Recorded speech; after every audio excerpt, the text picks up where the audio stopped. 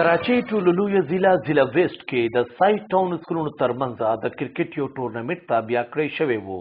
په کوم کې چې د هغو سکولونو ماشومانو ته موقع ورکړی شوی وه کوم چې د ښار د نورو برخو په رنګ څه قسمه د سپورټس هلې ځلې نه لري او نه څه وسایل تر اوسه یو حکومت د دې برخو ماشومانو لپاره ترتیب کړي. کرکټ په دې ټورنمنټ کې طالب علمانو سره استادان هم موجود وو، کوم چې د طالب علمانو د ټیلنټ په اړه مطمئن وو خو د سہولتونو د نشتوالي په اړه د تشویش اظهار کوو. تاسو مشکوریا چې تاسو خپل قیمتي وخت کې ټایم راوېستو زموږ ته رالی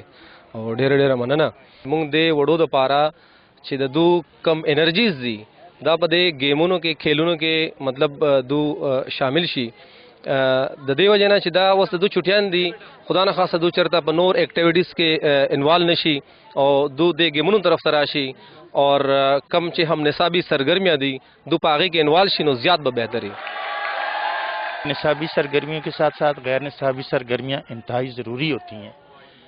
یہاں تقریباً تمام بچے بڑی دلچسپی لیتے ہیں وہ اور پورا سال وہ انتظار کرتے ہیں اس ٹورنامنٹ کا کہ یہ کب ٹورنامنٹ ہو اور ہم جو ہے اس میں شامل ہوں. دی ماشومان سره چې دو وسایل نه لري چې دو ځان لپاره هارد بال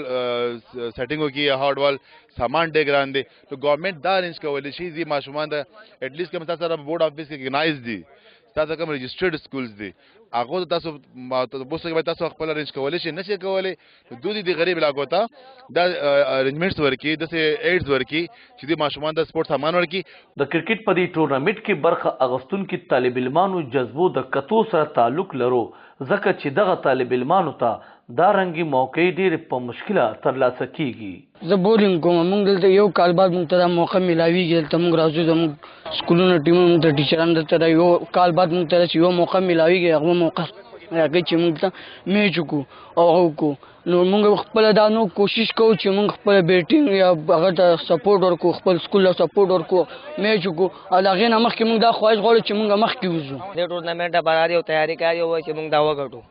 نو د دې ډېره خوشحالي دا چې څوک هم وګټي چاهے ټول ټیمان خپل محلې ټیمان دي ټول محنت کوي یار یو کوي کم یو چې محنت وکړي هغه وګټي. طالب علمان وایي چې زموږ استادان د ستاینې وړ دي چې هغوی زموږ د سکولونو د یخنۍ چوټۍ په کار راوستې او موږ له کرکټ ټورنمنټ تابع کړو.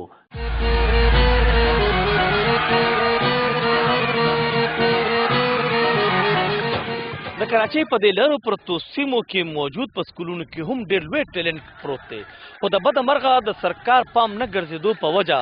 دا ماشومان په دا رنګې ګراونډونو باندې لوبو کولو مجبوره دي چې په هغه ګراونډ کې څه قسم سهولت هم نه وي. کیمرامین هادي جعفري سره نعمت زاده، خبر نیوز، کراچۍ.